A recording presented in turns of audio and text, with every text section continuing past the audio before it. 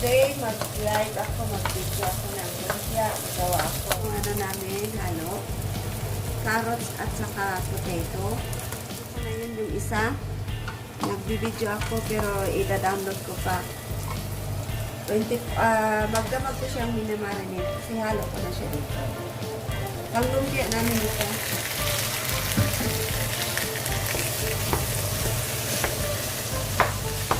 Dapat sana may tawgi ako pero hindi ako kasi tinimplahan ko siya ulit gawa ng para malasa din ang carrots at saka patatas. Pero hindi gaano marami kaya timplado na yung karne. Wow!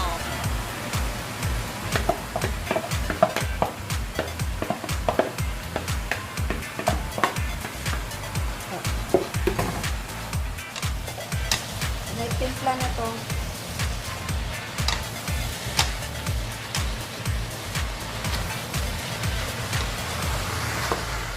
Minutes, luto na siya. Tapos babalutin ko na.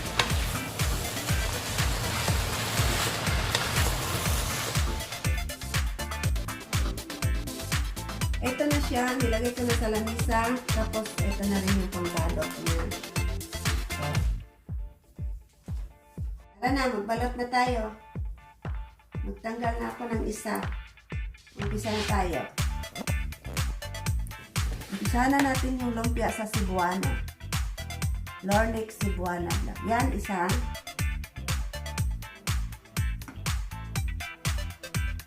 Hindi ako naggamit ng yung pangdikit na may itlog o ganon. Kasi hindi naman siya matatanggal eh. Yan. Ganyan ang sukat niya. So, yun na lahat. 40 pieces na ito. So, lulutuin na namin.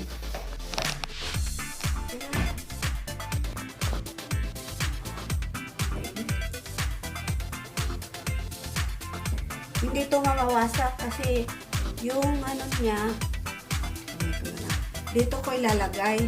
Yan, inuuna ko siya. Yan ko siya inuuna para hindi siya mawasak. Tsaka hindi maraming mantika ang ginagawa ko. Hindi maraming mantika.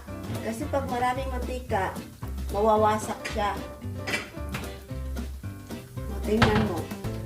Itong nasa na nakatupi, yan ang ko.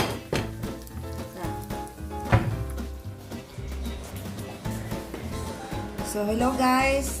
Tara na, ito na. Finished product sa lumpia Lornex Cebuana Vlog. Ang lumpia sa Cebuana.